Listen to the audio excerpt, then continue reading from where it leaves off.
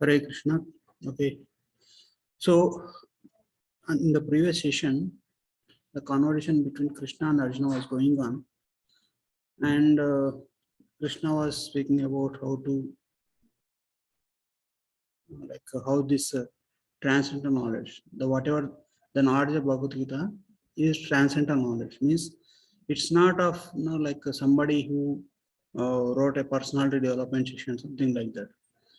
So why Bhagavad Gita, knowledge of Bhagavad Gita is a solution for all the problems is it addresses the basic problems of life. Means, see, the problems start from very basic level, on the level of soul, on the level of ego, on the level of mind. On that level, Bhagavad Gita addresses the problem. So, and later on, those when they are not addressed, when the things are not taken care on that level, when we are not strong internally on the spiritual level, then they will manifest on either mentally or personally or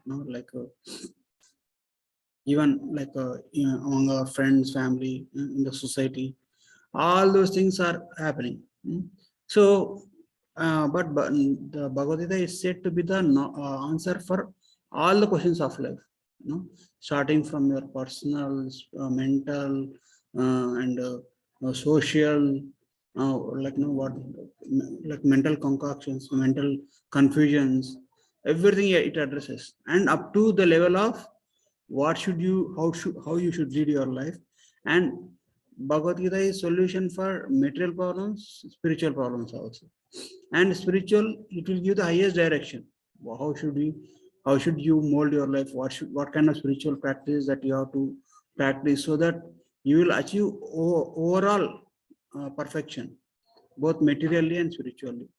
So while explaining that, until now, Krishna explained only about karma yoga part, means how one should work here, perform his duties without attachment to the fruits, and also how one should dedicate uh, his activities for the pleasure of Krishna in line with dharma. Like that he was saying, and all of a sudden he says, okay, but in order to explain, we go to the previous sessions.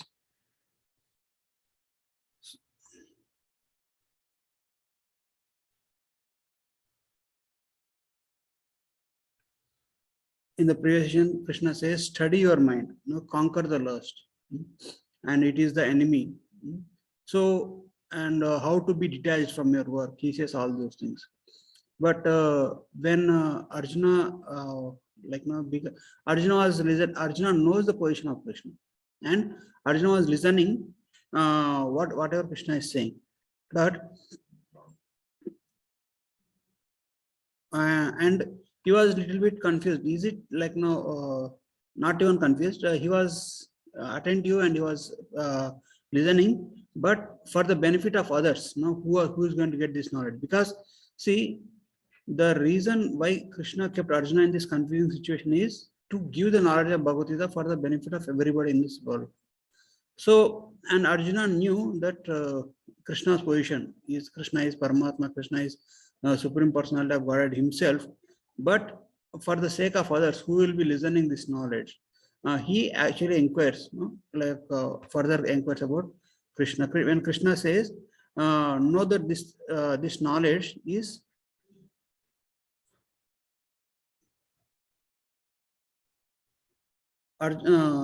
this knowledge is not coming from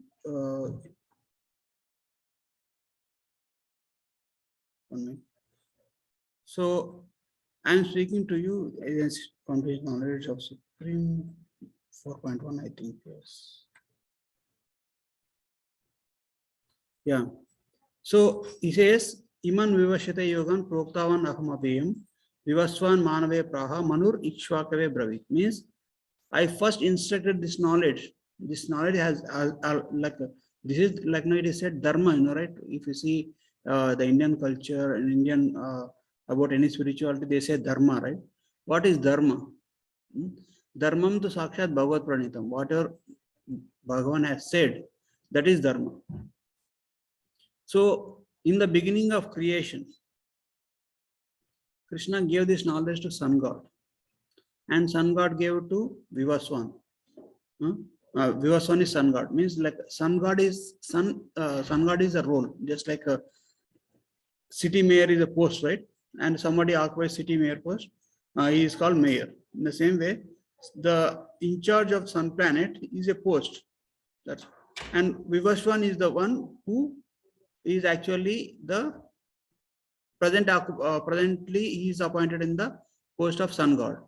So Imam Vivasvate Yogam, this yoga is given to Vivaswan, the sun god, and Vivaswan gave to Manu. Manu is the father of mankind, from whom all the humans came out. And he gave to Ikshvaku. Ikshvaku is the kingly lineage. Ikshvaku and all the descendants of sun planet, sun dynasty. So, but atheistic people consider Krishna as an ordinary man. Like for example, like our temple president Ivalksha Prabhu, he translated one book into our into South Indian language, Telugu.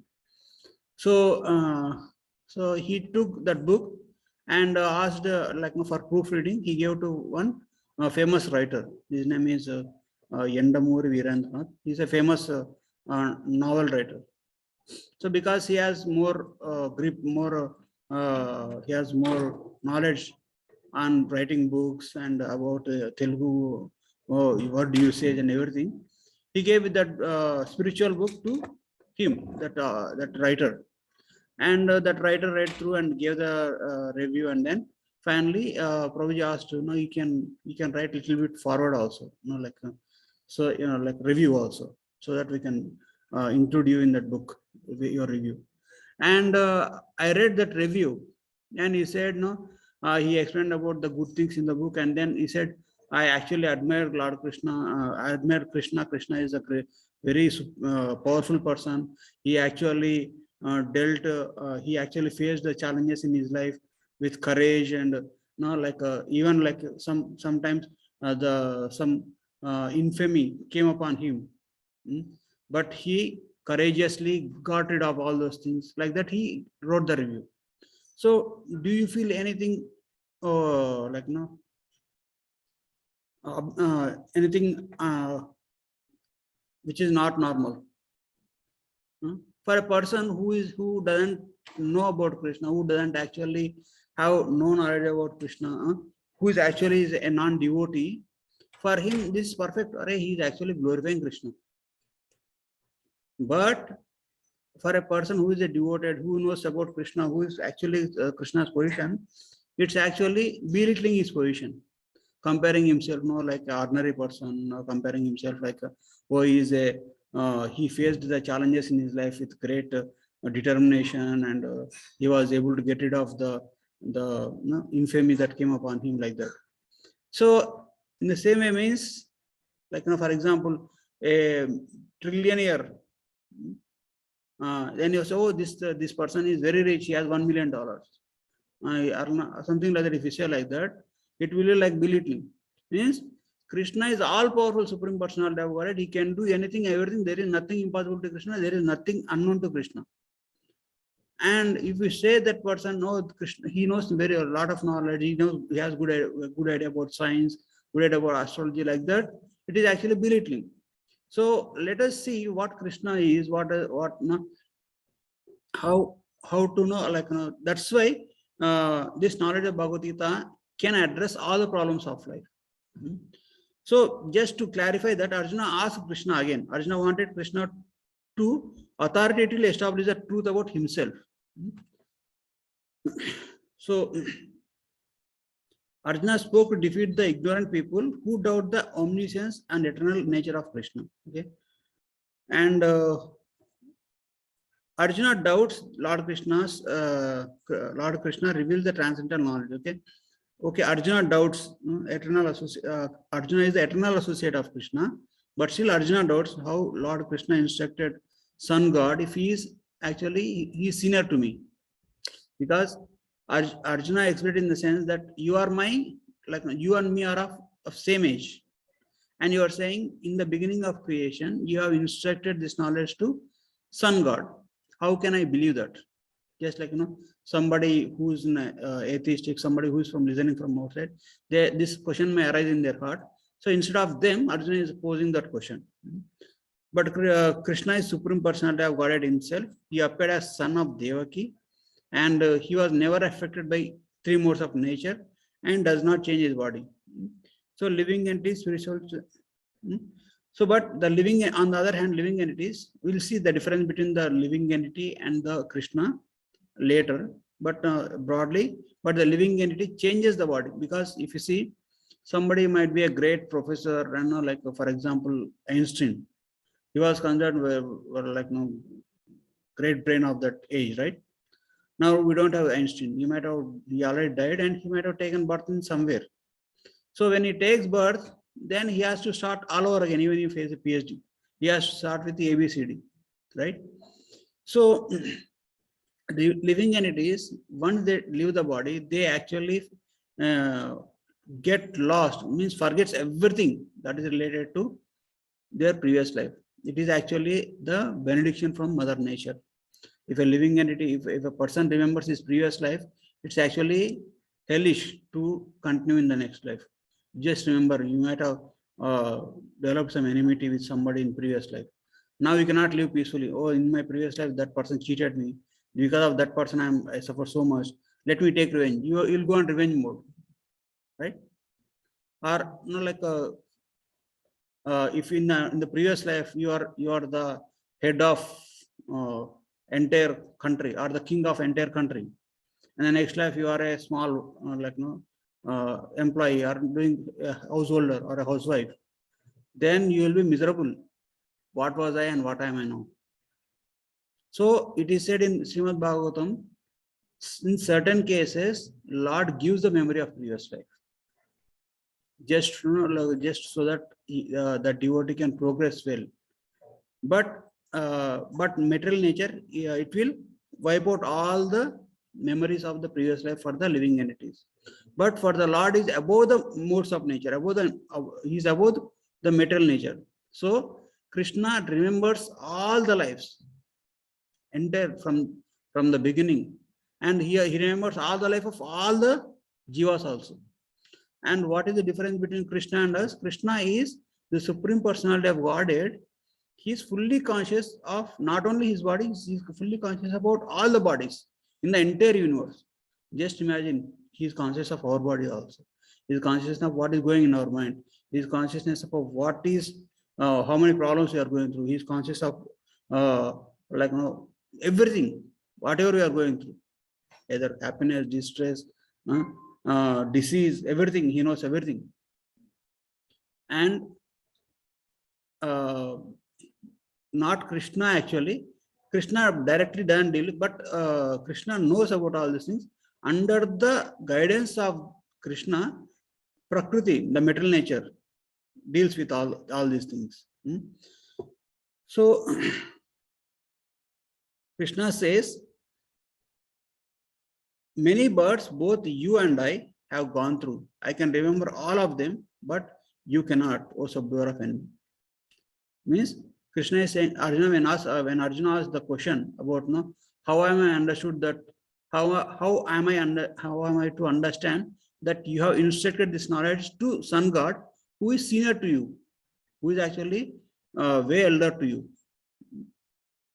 Now Krishna is saying, Krishna didn't say, oh, Sun God, I instructed him like that. He actually is saying, he is comparing him to the other souls. Means, like even Krishna and Arjuna in the form of Nara and Narayana has been going through many births, but Krishna is able to remember all the births, but Arjuna is not able to remember. So is he saying to only Arjuna? No, he is saying to every one of us. So when we are reading Bhagavad Gita, when you are hearing Bhagavad Gita, most important thing is we have to put ourselves in the shoes of Arjuna. We have to sit in the place of Arjuna. We have to think that Krishna is speaking to us. So in the same way, Krishna also knows that every living entity, he knows what was our how many births, millions and trillions of births we have went through, and how many births you are about to go through, how much what you are going through right now. But he not only remembers about his birds, he remembers about other birds also. He remembers everything. That is a power. Means like if you want to construct a supercomputer which can remember everything, that will take an entire planet, right? So what Krishna done, Krishna's personality remains the same. That is the potency, the power of Lord Krishna. So why Arjuna? But why Arjuna asked this question is for the sake of non-believers. Okay, and but who can know Krishna well? No? Arjuna knew perfectly well that Krishna is the supreme personality of Godhead and fountainhead of everything. He quotes in the after hearing 10 chapters of Bhagavad Gita, he in the 10th chapter he says Param Brahma Parandama Pavitram Paramam Bhavan. Means like he glorifies Krishna, saying that you are Param Brahma, Parandama Pavitram, you are all pure. Like that he glorifies. That will come in later chapters. So when Krishna himself speaks,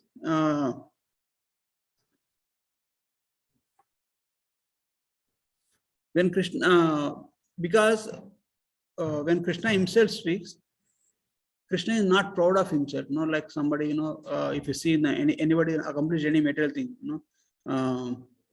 then you can let me a little bit this way. So then they will become proud. Not how they mean like they will say, right? Anybody saying about their glories, then other person is saying why this person is boasting about himself, like that he says. So, but Krishna, when Krishna is saying that, he is not telling anything wrong. He is not boasting actually. He is telling the facts, because there is nobody in the material world, in the spiritual world, who can describe the glories of Krishna 100%. Even Krishna himself says, it is not possible for me to describe my opulences. Means Krishna's glories are so much and so inconceivable that even Krishna cannot describe them fully. So when Krishna says about himself, he's not kind of any boasting. But even the materialist things, when the materialists are the non-devotees who think Krishna is an ordinary person, they think that Krishna is actually glorifying himself. Like, then they will say, anybody can say all these things like that. Like, you can also say, I am God, right? There are many people who say, I am God, I am the supreme personality, I am avatar, they say, right? You can see many sadhus, many false gurus who does all those things. So, but Krishna is not like that. Krishna is not at all proud, and he is actually, and that question cannot be answered by anybody. How can I prove? How can you prove yourself you are the God? Because Krishna's activities himself proves. So,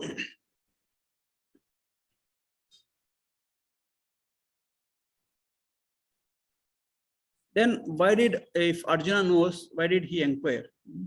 Why? Because we already discussed, for the sake of others.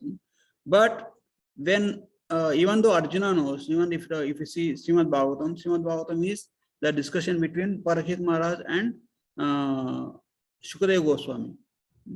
Parikshit Maharaj is a devotee of Krishna right from the birth, but still he inquires about Krishna's pastimes, Krishna's glories, and so why devotees inquire Krishna or Guru even though they know is because they will reconfirm whatever the facts they know, and they derive great pleasure in discussing the pastimes of Krishna.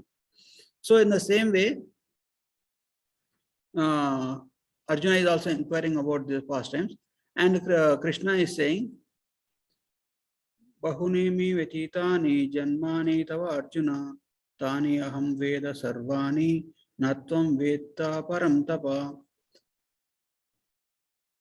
ajopisyan avyatma. Just skip this verse, okay?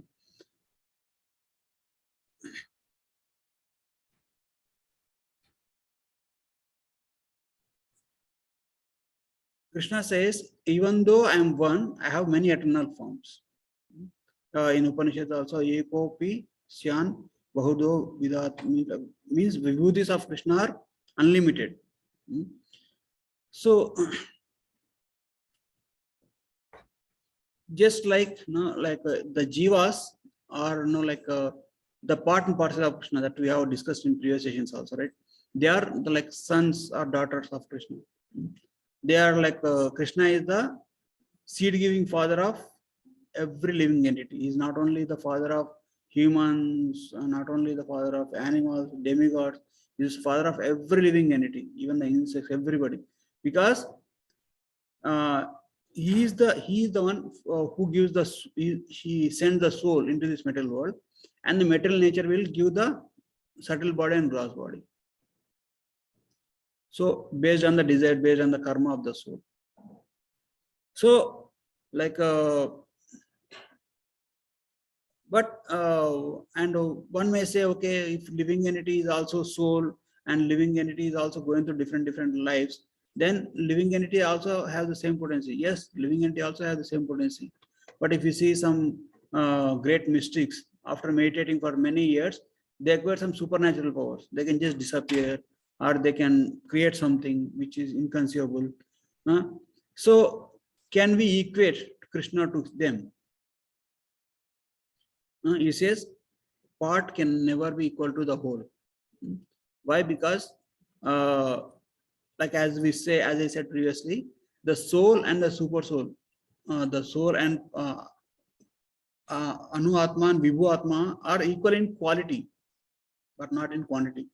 What, like, if Krishna says in Bhagavad Gita, right? Yada yada hi dharmasya glanir bhavati bharata abhidhanam adharmasya tadatmanam srijamyaham. Means whenever there is discrepancy in the dharma and rise in the irreligious principles, then I will come here to re-establish dharma. So the Acharya says that dharma can never be destroyed. Somebody says by ethnic cleansing and everything happening, the dharma will be destroyed. Dharma can never be destroyed, because dharma means nature. Like just like a salt has dharma. What is salt? Dharma of salt? To be salty. Sugar has a dharma. What is the dharma of sugar? To be sweet. So the dharma of living entity can never be destroyed, because it's our real nature. It can be covered over. Means like sometimes clouds come and then cover the sun. But when the wind blows, the sun will reappear himself. In the same way, dharma also can never be destroyed. It will be covered only.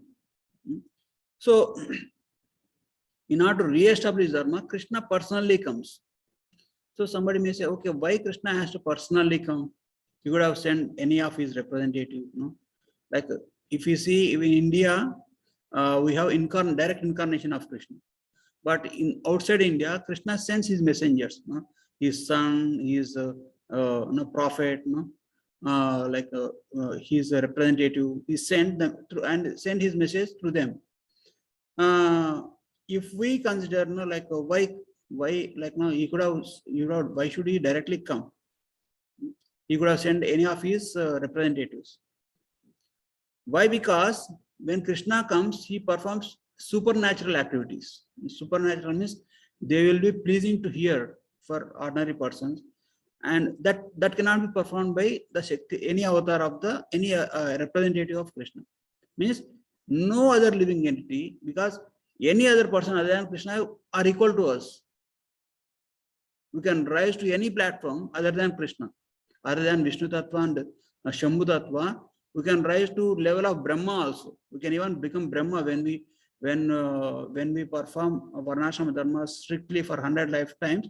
We will be promoted to Brahma Loka, and we will continue our sadhana there. Then we will be made a Brahma in the next millennium. We can rise up to the level of Brahma. That's why Brahmaji is called Jiva Tattva. So, but no matter whatever you do, you can never become Vishnu Tattva. You can never become Krishna or Vishnu, because that responsibility, that power, that position cannot be handled by any other soul. So that's why when Krishna comes, he performs many superhuman activities. Like for example, if you see when Krishna came, when Krishna was in Gokul, when he was 2 months old, Putana demon, which he was like 26 miles long demon, he tried to kill Krishna. Being 2 months old baby, he killed that demon. And also, like when his guru's sons, Sandipani Muni's guru's son, when after he finished his education, he asked, "What should I give for Guru Dakshan?" Sandipani Muni says, "Can you bring back my son, who is like no who missed when he was in the ocean shore ocean?" He goes to ocean god, and says, "You give back my Guru." And the ocean god says, "No, no, it's not me." Uh, and then he goes to Yamaloka, hell, and ask Yamraj, give my sons back. And wherever Krishna go, it is described in the scripture that the ocean god came out, rose from his throne, made Krishna sit on his throne. They worshipped Krishna, and then they answered submissively. When the Krishna went to Yamaloka, Yamaraj, who like upon seeing him, the ordinary living entities shiver, like no, like, even if they hear Yamaraj, even the representative Yamaraj, seeing the Yamadutas, the ordinary living entities, in fear they pass stool and urine. Like no, that's why if you see some living entities who are very very sinful, it is said that upon seeing Yamadutas, they will actually they become very afraid, very much afraid.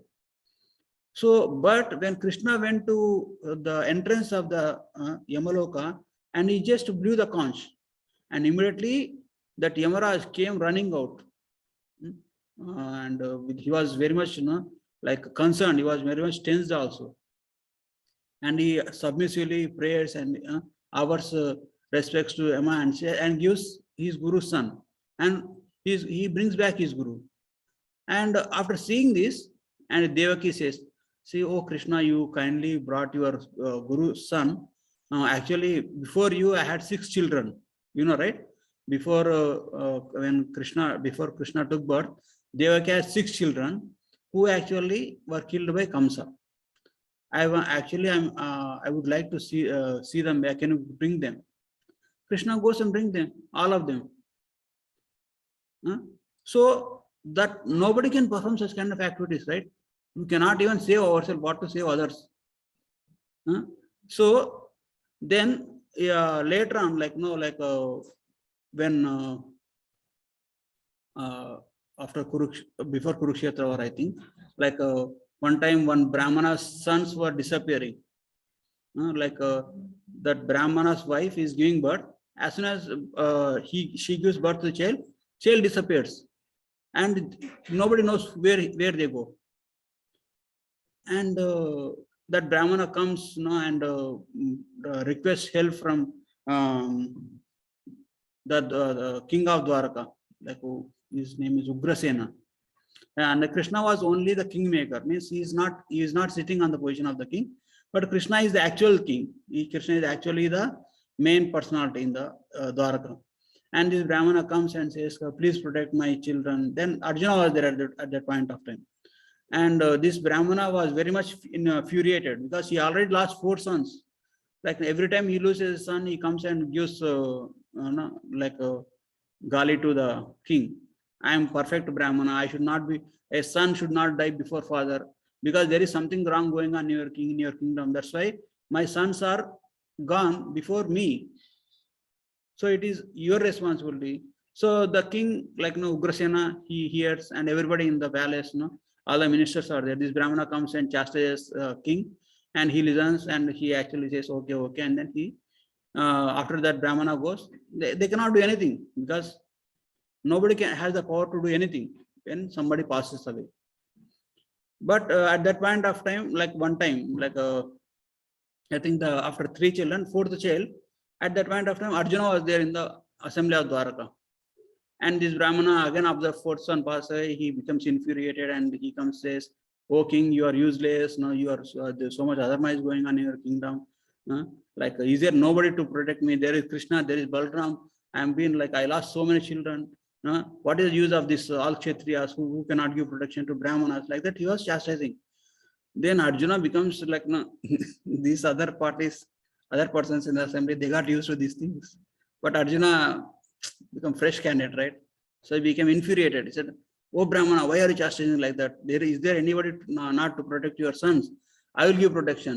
So if I am not able to protect your son, I will enter into the fire." He says that, okay. And Krishna, Arjuna stay there in Dwarka for one more year. And this Brahmana's wife conceived, and she was about to deliver the baby. So, and this Brahmana comes to Arjuna and says, no, Arjuna, you gave the word. Now you come and protect. This child should not go disappear.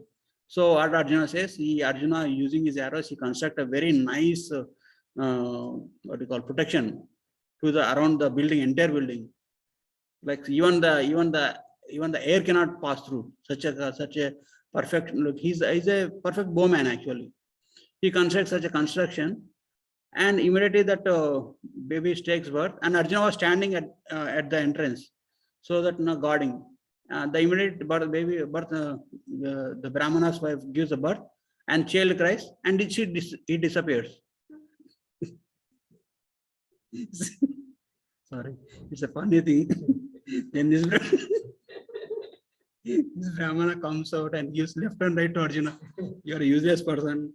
I am the because see, Arjuna actually tried to protect the Brahmana's child, and he failed. Then entire frustration he let loose on Arjuna. I know this. Even Krishna and Balram is there. I am foolish person to take protection from you. If they are not able to protect you, how can you protect? Like that, he gives left and right to Arjuna. Arjuna was a Kshatriya, right? He has that what do you call Paurisham? What do you call that? Pride. So no, he says, no, my life is useless. So he starts the fire, and he was about to enter into the fire, and Krishna comes there and says, wait, what are you doing? And Arjuna says, no, I failed to protect this Brahmana child. I have to enter into the fire. I have to give up my life. Then Arjuna says, you wait, and we'll go and get the children of these Brahmanas. I know where they are. Means that is the difference. Means Krishna knows everything. Krishna even knows everything what is going to happen in Kurukshetra. Or Krishna knows Abhimanyu is going to get killed, how everybody is going to get killed. Krishna knows everything about everything. So and that story I will just come back. So then Krishna says, let us go and get these children from of the Brahmanas. So they both traveled. Krishna sends forth his transcendental chariot, means his divine chariot which can travel from one universe to another universe. So, and he takes Arjuna, and both Krishna and Arjuna crosses the universe. So because any soul that comes into one universe will stay until its entire universe is destroyed. So, but these Brahmana's children were beyond the soul, means not even like Yamaloka or Patal Loka like that. It is beyond the universe. They went to Mahavishnu. Mahavishnu is the source of all universes. Garbhodaksha Vishnu, not Mahavishnu, Garbhodaksha Vishnu. So, and they passes through darkest regions, like black holes we say, right? And then they comes to the Vishnu Loka. And these Brahmanas kids are with Vishnu Loka. And Vishnu says, I wanted to take darshan of Krishna and you both, Krishna and Arjuna. That's why I kidnapped these children. So now in India, you have the famous theory, right? Krishna is the incarnation of Vishnu, Vishnu is the incarnation of Krishna. So Krishna's expansion is Vishnu. So without the sanction of Krishna, even Vishnu cannot take darshan of Krishna. But for the sake of simplicity, for the sake of to simplify the what difference between Krishna and Vishnu, we say that okay, Krishna at home is Vishnu, Vishnu at home is Krishna, Krishna at office is Vishnu. So, but there is difference between these two personalities also. So, even Vishnu cannot take darshan of Krishna without his sanction. Even Lord Brahma gets bewildered. Even Indra gets bewildered, right? Govardhan Lila. So that is the position of Krishna. Even Krishna is above Shiva, above Brahma, above Vishnu. Everybody, nobody is equal to Krishna. So coming back to the story, then Arjuna prays to Vishnu, and Vishnu gives that children back, and Arjuna and Krishna brings the children of Brahmanas by back. So if you see, even like Pandavas also, Krishna saved many ways when he was there. So these pastimes, these activities are not possible to any personality. Nobody can do except Krishna. So that's why Krishna personally comes into this material world when he performs these leelas. But he has the eternal associates also. Means like for example, Naranarayan Rishi. Like Narayan is Krishna and Nara is Arjuna.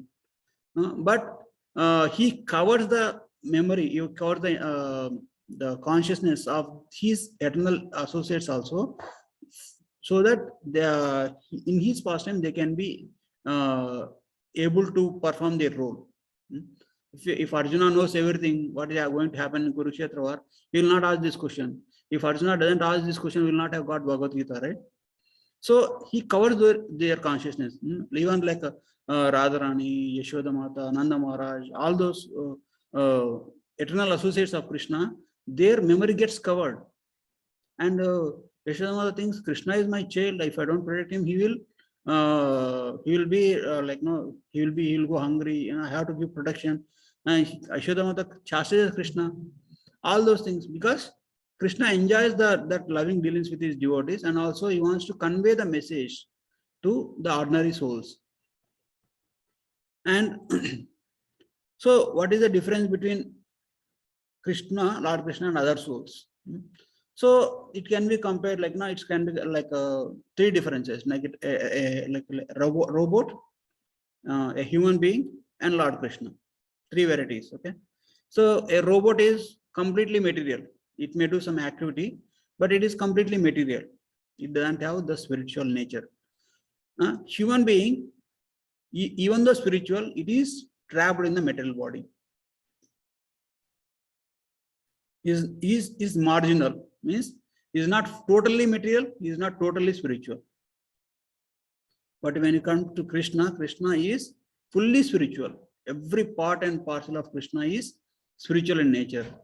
But with respect to us, only the spirit soul within us, which is 1 by 10,000th part of the tip of the hair, which is residing in the region of the heart, only that part is spiritual in nature. But except that, everything is material. But Krishna's body, Krishna's feet, Krishna's hair, Krishna's eyebrows, Krishna's everything of Krishna's work, even Krishna's clothes, everything associated with Krishna gets spiritualized. So that's how he's fully. That's why Krishna can accept our offering through his vision. Like when we offer to Krishna, we take a plate, put in front of Krishna. Krishna doesn't have to come and personally eat it. He accepts our offering through his vision. Lord Brahma glorifies Krishna. Angani, yes, Sakalendri, everything means Krishna can perform the job of any sense with any other sense. He can eat with vision. He can see with his hand. Like that. He means there is no difference between Krishna's this sense and that sense. Just like we cannot see, we cannot smell with our eyes. Once our eyes is closed, we cannot see with our ears or nose, anything. We can only see, our eyes only can see. Our ears can only hear the pastimes of Krishna, or hear do something. Our hands and legs can do something, but cannot do other things. But with respect to Krishna, is all other parts can do all other activities. Just like now, like a ball made of sugar is sweet. Any part of the any part of the doll, like a leg of the doll is sweet. That head of the doll is sweet. The same way, this body of Krishna is fully spiritual. Any part of the body is fully competent. In the same way, there are different incarnations of Krishna that will come later. So the conditioned soul is, like we saw the difference, right? Like a robot is metal in nature, and the conditioned soul is only spiritual in the soul, on the level of spirit, but Krishna is completely spiritual. And what is the difference? Is like a Lord remembers everything, many past births and everything, and he is fully conscious of all the bodies in the entire creation, in the spiritual and material worlds. But the living entities cannot remember what he has done a few hours back or one day before back at the same time. Still, man claims to be God. And Lord doesn't change his body, confirmed in Vedic literature. But change in the material body, living entities change the material body. His body, Lord's body is not deteriorates. He never ages beyond youth, although he appeared as he grows from childhood to boyhood to youth. But the middle body of the conditioned soul deteriorates. Like if you see Lord Krishna's Kurukshetra war, at that during the Kurukshetra war, what is the age of Lord Krishna is more than 100 years, but still he looks youth. Means he is like Navayavanamcha, means like he is always, that is the nature, that is the in Golok Vrindavan also, even like Krishna will grow up to the Yavan, youthfulness, and then stops. That's it. He doesn't age beyond that. And he never, Krishna never sees a picture of Krishna in old age, although in Kurukshetra war he had a grandchildren. During Kurukshetra war, Krishna had grandchildren already, but he never ages. Okay, but the living entity, everyone has to got material body, grows old. He appears and disappears just like suns rising and setting. Krishna appears means like a Krishna, there is no death for Krishna, but for the sake of pastime, for the sake of the non-devotees, Krishna, if you see the how Krishna actually wind up his pastime. So one in the incarnation of Krishna, one person comes and shoots arrow like to the feet of Krishna. So Krishna in the Kurukshetra war, he had like Bhishma Dev throws like many hundreds of arrows at his body. Nothing happened to Krishna. When Krishna wanted to wind up the pastime, he can give any excuse. So like if you cut your finger, will you pass away? No, you will not die, right? When somebody, like even the leg is cut, they will not die. Somebody shoot an arrow on the feet of Krishna and he gives up his body. Just even though Krishna does many incarnations, like in different forms, like when Krishna comes as Lord Ram, he gave benediction to the sages in Naimisharanya, sages in Dandakaranya. So when the sages see the beauty of Lord Ram, says, no, we want to serve like Mother Sita, we want to be intimate with you. And Lord Ram says, no, it is not possible in this incarnation, but I will fulfill your incarnation in the next avatar, he says. That's how the sages in Dandakaranya, they become the gopis in Vrindavan. They are called Rishichari gopis. So, and they used to play with Krishna, they used to have intimate relationship with Krishna. That's how Krishna means he can remember everything and he can fulfill the desires of devotees in through many lifetimes. So, and also his appearance and disappearance are not like our taking birth. He is just like sun. When he rises here means, when he is setting here means he is rising somewhere. The same way, when Krishna winds up his pastimes in this material world, in this universe means he started his pastimes in another universe. So that's why Krishna is a personality, Krishna is a person, and Krishna is fully conscious of everything. And Lord is conscious of his appearance and disappearances, and common living entity doesn't know what to do. And he is Lord of all living entities because he performs the wonderful and superhuman activities while he is on earth. And the living entity can never be the master. Okay, so that is the difference between the Krishna and the ordinary living entity. So, but if ordinary living entities based on karma, in one lifetime they will have a beautiful body. In another lifetime they will have ugly body. In one lifetime they will be healthy throughout life. In another lifetime, often they become sick. In one lifetime they will have healthy body, like full-fledged, nicely built body. In another lifetime they will have, based on the karma, they will have like a handicap, that kind of things. But Krishna's body is transcendental, and transcendental in nature, and birth of the Lord, though visible, takes place without the transformation of his Swarupa. Means there is no difference between Krishna's one incarnation and another incarnation.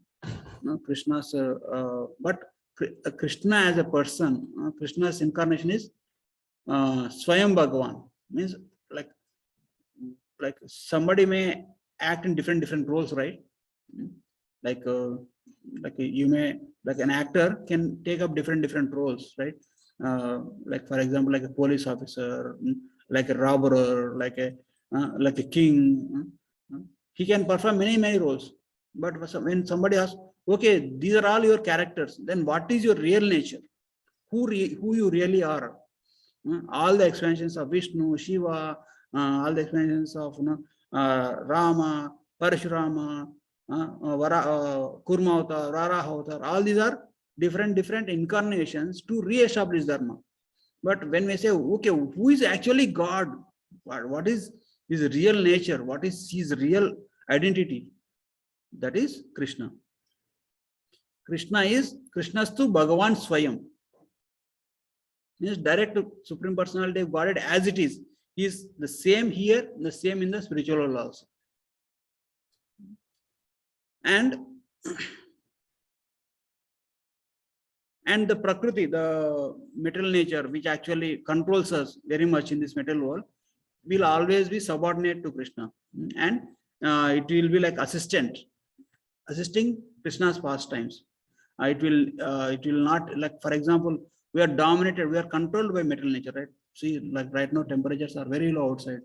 We are controlled by material nature, and our body has certain limits, and our mind has certain limits. Those are all limitations given by to us by the material nature. We grow old, we don't have that much strength when you grow old. So those are the conditions, the limitations due to the conditions of material nature. But for Krishna, none of these conditions appear. So if you see, like if you see, Krishna wound up his pastime, right? He went back to spiritual world, and outside materialists will, outside non-devotees will say, "Oh, Krishna died like this." Krishna didn't die. He brought many of the children from the death's abode only. He could have, if you want, he could have directly come, but he said he has to wind up his leela. He has to wind up his pastime like that, and he's never be under the control of the material nature. That's why his body is called Sachidananda. Everywhere, even if Krishna is in the material world, even in Krishna's spiritual world, the deity of Krishna here, somebody knows this deity is made of a stone. This deity is made of a wood. Stone and wood are spiritual in material in nature. But when the Krishna is invited into this form, then even the material becomes spiritual. Matter becomes spiritual in nature. That's why we don't consider this deity as some made of stone or made of metal or made of wood. We consider it is transcendental, is spiritual in nature. Okay, if you see, the beauty of Krishna never goes. So, and Krishna is same, like Krishna in his diversified incarnations, he sometimes plays many roles. Krishna as a small child has the same effect and same power and same consciousness as Krishna as in his Virat Swarupa or Krishna in the battle of Kurukshetra. There is no difference in Krishna in any form. So, for example, if he is a small child, they cannot do many things, they cannot know many things. But Krishna, being in any form, he will be fully knowledgeable. But he pretends, he himself arranges the metal, for the pleasure of Krishna's pastime, metal nature will arrange the pastime. Yoga Maya will arrange the pastime such that the pastimes of Lord will get more and more. Lord is able to enjoy the pastimes.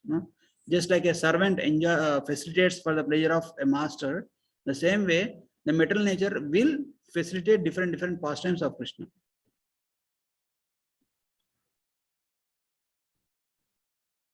So Sambhavami Atma Maya means I appear through my Maya coming from myself. Thus Atma Maya means my own Maya. like Yogamaya, the function of Chit Shakti, which is both covers and reveals my Swarupa. I appear revealing my present form and have covered my previous forms. So this is what Krishna is saying. This is a very detailed. So if you see, Krishna is a fountain head of all incarnation. Yada yada hi dharmasya glanir bhavati bharata abhidhanam adharmasya tadatmanam sajamiham, means whenever there is discrepancy in religious principles and whenever like, no, there is predominant increase in the religion, then Krishna will descend. If you see in this picture, Krishna is at the head. From him, different Vishnu forms, Kurma Avatar, four Kumaras, Shiva, Naranarayana, all these messengers of Krishna, all these things, they actually comes. Okay.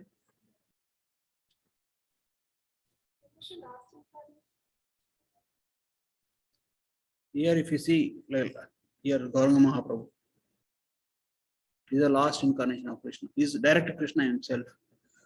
We will see like about Gauranga Mahaprabhu later in one session. But you remember this, Mahaprabhu is the direct incarnation of Krishna himself.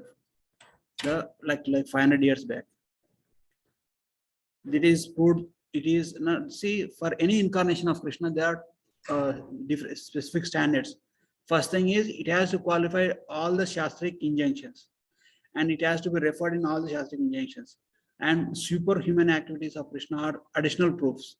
Main proofs are Vedic Shastras has to, the proof should be there in the Shastras, and also Sadhu, Guru and Shastra means the personalities who knows Krishna, they should acknowledge them, and they should be able to clear them. Means there are some tests for even incarnations also. Nobody can just come over and say, no, I am the incarnation of Krishna. No, that's not possible. Yeah, but still they will no. See, if we see, there are scheduled incarnations. Means, for example, like if you say a prime minister is there, or a president is there, or a king is there, he says, okay, as per my schedule, I will inspect all the jails or no, the central prison once in a year or once in 5 years, like that. That is scheduled incarnation. The scheduled.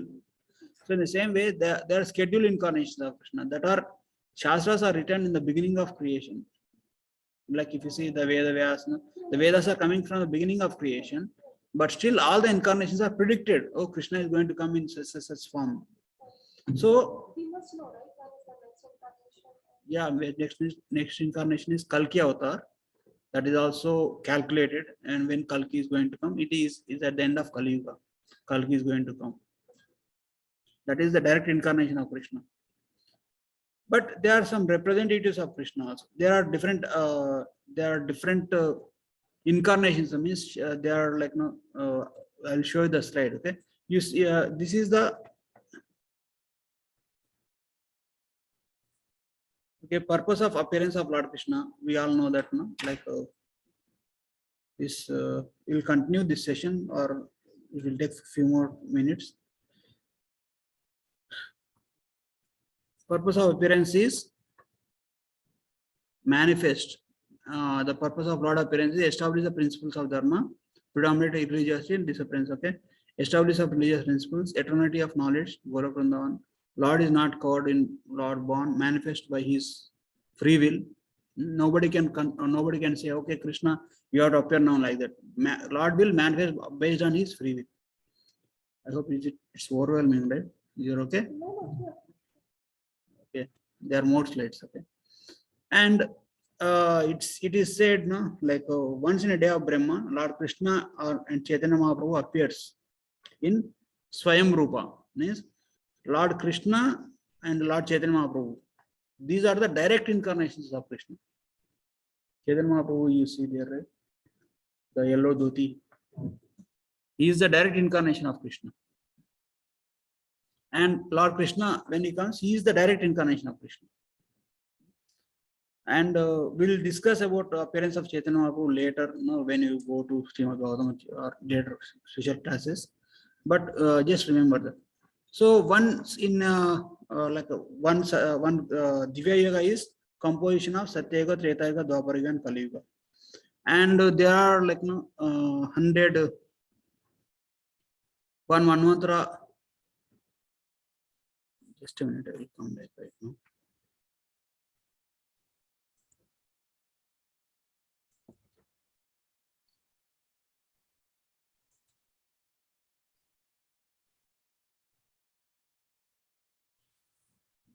So in one day of Brahma, Krishna and Mahaprabhu will come personally. That is like scheduled incarnation. But Mahaprabhu's incarnation, Chaitanya Mahaprabhu's incarnation is Chenna avatar, means it is hidden incarnation. See, some incarnations publicly he will aprakatita means prakatita means he lets everybody knows that he is there. But some other incarnation he actually comes Chenna avatar, means hidden incarnations. So Mahaprabhu's incarnation is one of the hidden incarnations. Only the intimate devotees can know him. Only like that's why.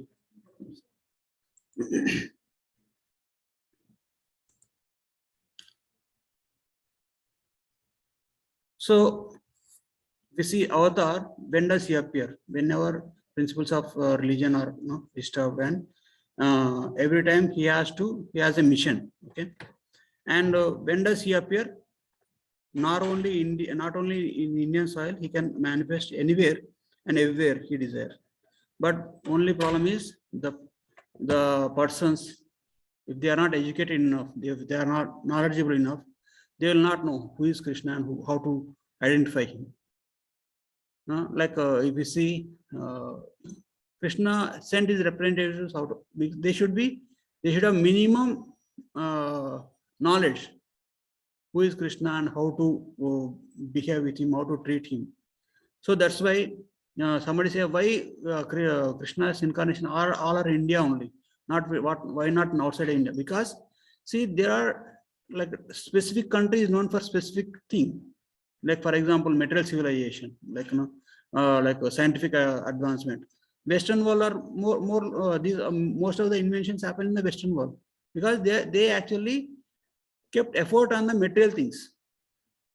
But in the in India, more effort, highest brains are kept on the spiritual level. Means like the sages, like if you see, hardly like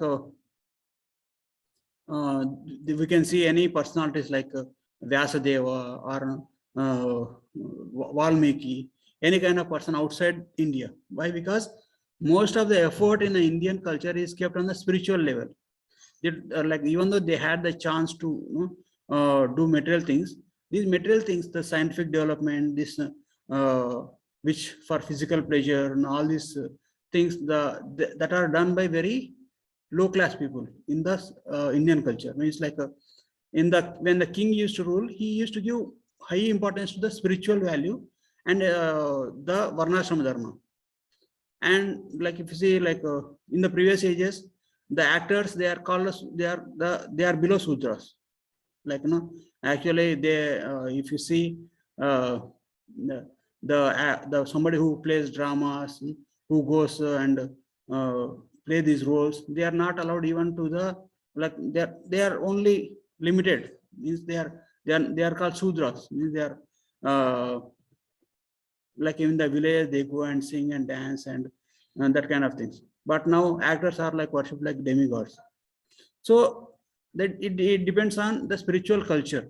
Means when you have the right spiritual culture, you should know what to value and what not to value. So as Kali Yuga progress, this degradation will go on increasing, and the recognition for the spiritual things.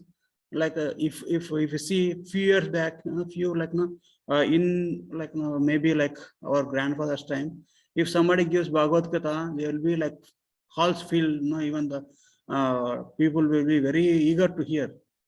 But now nobody is paying attention to the spiritual things, only material things, only material, how we can enjoy, how we can use your life for sense gratification. Only for that they give higher importance, because that is the nature of Kali Yuga, because they are in the Annamaya platform only. So like that, So for the Lord to come, like that's why Lord says, I'm a scripture says Lord is Three Yugi, means he comes only in Satya Yuga, Treta Yuga and Dwapara Yuga. He doesn't come in Kali Yuga. But he comes in Kali Yuga in the form of Chaitanya Mahaprabhu as a hidden incarnation. But officially he comes in 3 years only. And who all descend? Sometimes along with the Lord, all his associates also can descend. Are the principles start same or different? The principles, principles start during the Lord incarnations are of same, but based on the time, place, and circumstances, how he execute the principles, how he establishes dharma in different ages, he established in different manner. If you take in Satya Yuga, Treta Yuga, Dwapara Yuga, Krishna, to punish the miscreants, he actually took up the weapons and destroyed them. If you see, when he comes as Narsinga Dev, he is killing Hiranyakashipu. And when he comes as Lord Ram, and he actually killed many demons. But when he came as Chaitanya Mahaprabhu, when he came as Krishna, he not only killed, but also he gave personal instructions also in the form of Bhagavad Gita. When he came as Chaitanya Mahaprabhu, he didn't kill anybody. He only, he knows that everybody in the Kali Yuga is very fallen, and if I start killing, I should kill everybody. So he only attracts them through his chanting, through his nature. Okay. And what is dharma? Dharma also changes. Dharma, what is the principles of religion laid down by the Vedas. Okay, and makes what is the dharma if we not followed? If dharma is not followed, there will be adharmic. And who can manifest dharma is dharma can be given only by the Supreme Personality of Godhead himself, because he only knows what is true and what is not. Okay. And I wanted to show one slide.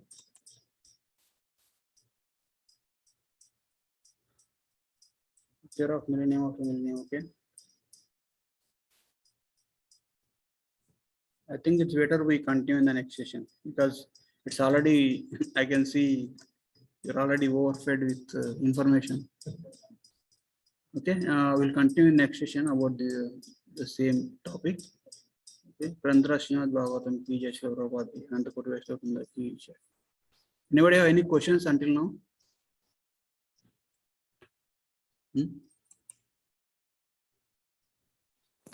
Prabhuji, I have one question. Yes, Mother. Yes, Mother. So we talked that God takes away the memory of the previous life, so we don't have misery in the next life. We forget the misery of the previous life, so we can lead the new life.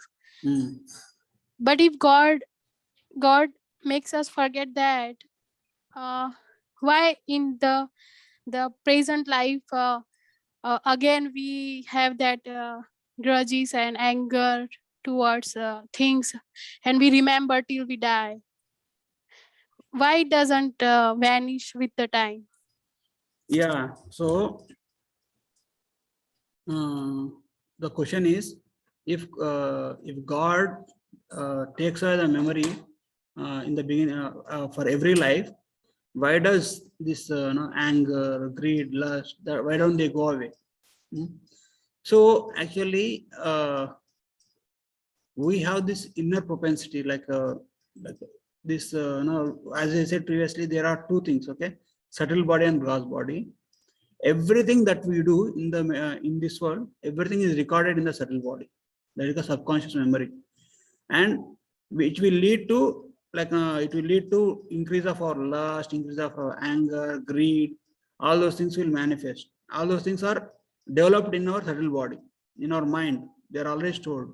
If you see, some children are very very mild and very gentle, and like they don't have that anger, they don't have very adjusting nature, very mild in nature. But some children will be very angry, they'll throw things, they will shout, they do a lot of things. How come that means, like, children, there is no difference between children and us. Only thing is, children didn't develop the physical body to express their entire feelings. Like now, They also have lust, they also have anger, they also have greed, they also have, they are all in illusion. All these six anarthas, everybody, the grown up, old person, young person, everybody have. But children, they didn't develop this enough senses. As a person develops into adult, he will express. Adult person is the person is actually is able to express himself fully. Even the old person cannot express because of invalidity. So the real nature of the man is when he is in the adult age.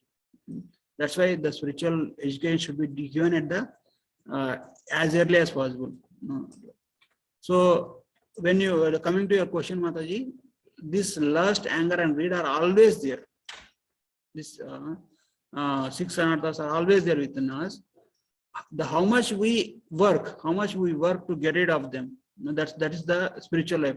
Spiritual life is getting rid of these anarthas, means coming out of these illusory things, illusions. How much we come out of Maya. How much the more we approach Krishna, the more we get cleansed, the more we become elevated in our spiritual life. Otherwise, if you see some persons who is leading life like animals, their modes of nature are their modes, all these anarthas are increasing more and more. But somebody who struggles to, who strives in the spiritual life, sometimes he may say, why I have to do all those things? If you don't do in this lifetime, you may have to do in next life, or you may have to do in the next life. So 100 millions, how many lifetimes you are going to do? You have to do this. Means you have these anarthas are there within us. You have to either work on in this lifetime or in the next lifetime. But you have to get cleansed and get out of this material world. Until that point of time, there is no choice at all. So, but when we start our spiritual life, when we take shelter of Krishna, when we hear about Krishna, when we lead our life in a service of Krishna, when we become fully Krishna conscious, then automatically all the anarthas will subside. So Lord might give the memory. Lord out of his mercy can take away all these anarthas in 1 second. But this enjoying propensity, independent of Lord, is still there. The desire, as long as the desire is there, we want to enjoy independent of Krishna, then still we are destined to come into this material again and again. That's why, if you see them Mayavadi, some Ashtanga yogis, they give up everything. They don't even eat also. They go into deep forest and they sit and meditate, thinking that everything is a property of God. If I take anything from here, means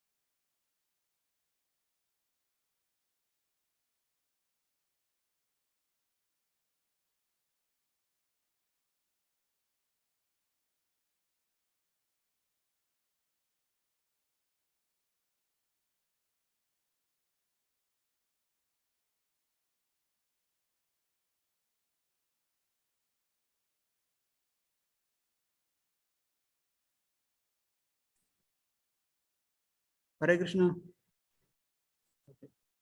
So the last means something we want to enjoy independent of Krishna. So if you want to, if you still have that propensity to enjoy independent of Krishna, then you will have these problems. You may have to come back again, and you may have to take new body. You may have to know again this thing. But if you know how to become Krishna conscious, if you know how to take shelter of Krishna, then everything will be Krishna will. When Krishna is pleased with our service, then he will actually take us back. Okay, learn it here. Krantara Srimad Bhagavatam ki Jai Shri Prabhupada.